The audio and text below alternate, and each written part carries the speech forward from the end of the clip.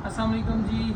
हमारा नया GS 150 है। 80 किलोमीटर भी अभी नहीं चला, बल्कि 66 किलोमीटर चला है और ये भी स्टार्ट नहीं हो रहा। किसी भाई ने बताया कि इसकी जो वायर होती है ये इसके साथ नीचे वो निकल गई होगी। अभी इसको खोलते हैं सारा, फिर चेक करते हैं।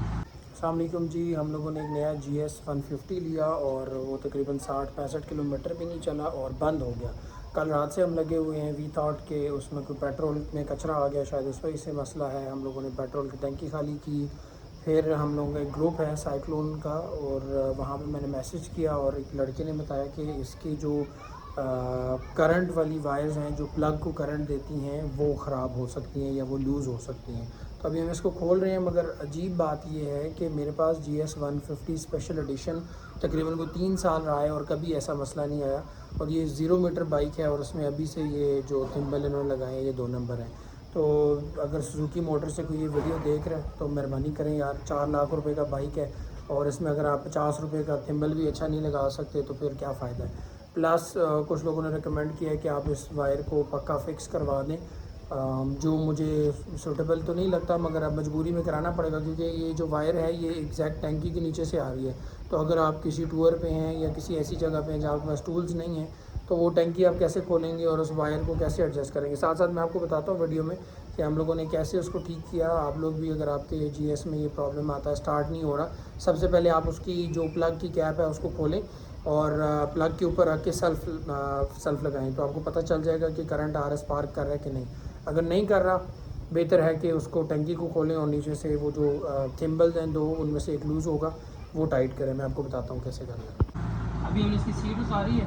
सीट के यहाँ 2 पेच होते हैं। जिन लोगों ने नया GS लेना है तो उनको ये चीज़ें पता होनी चाहिए।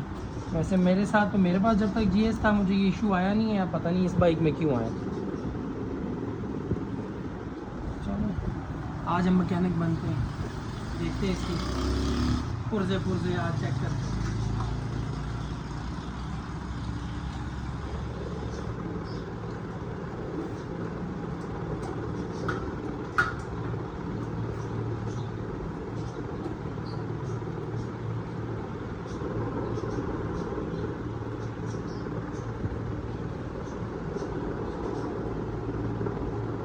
ये टैंकी के 2 पेच हैं, अभी ये तो खोलें। अब टैंकी उठा के तो नीचे से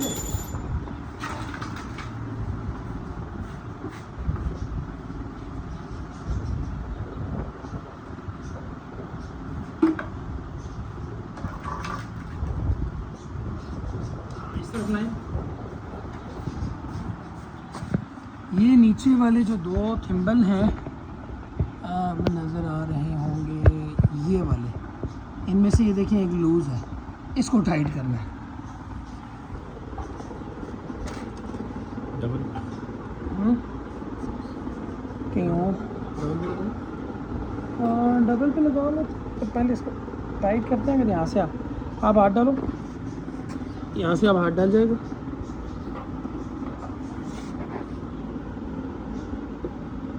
हो गया।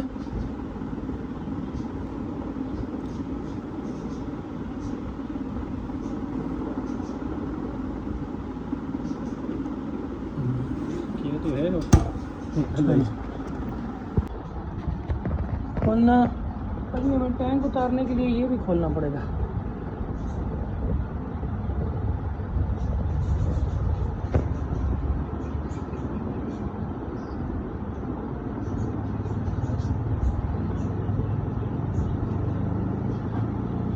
खुल जा भाई, खुल जा।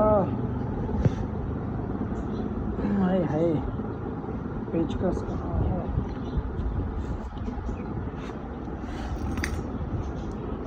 वैसे इसके साथ ये चीज़ें आती हैं तो थोड़ा सा फ़ायदा हो जाता है।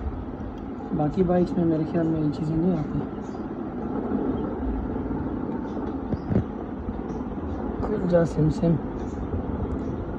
एक तो मैकेनिक नहीं है, दूसरा में काम नहीं आता। तो वो तो सही की टैंकी। हाँ, अब इसको यहाँ पकड़ो, यहाँ से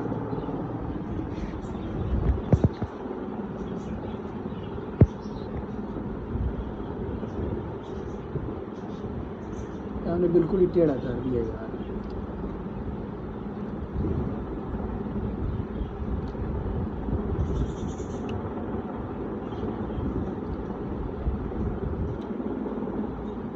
अब स्टार्ट करके देखते हैं अभी कौन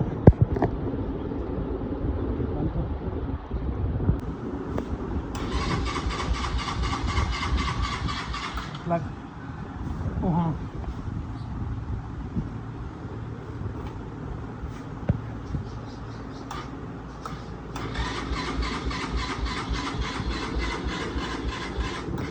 कुछ और हो रहा भाई मन कर दो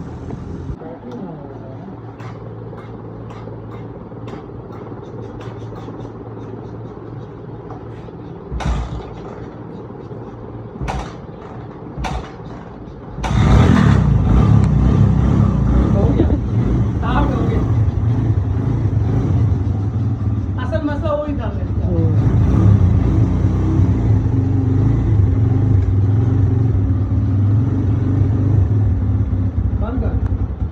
हम कल रात से इसके साथ लगे हैं, इसको स्टार्ट करने पे समझ नहीं आ रही थी। तो अल्लाह भला करे, हमारे साइक्लोन वाले ग्रुप में जो मेंबर्स हैं उन्होंने बताया कि भाई इसका ये इशू हो सकता है। तभी ये इशू रिजॉल्व हुआ है तो बाइक स्टार्ट हो गया, वैसे फिर बंद हो गया। देखते क्या होता है। और उनका उस्ताद ठीक सही होगा। पकड़ो यार।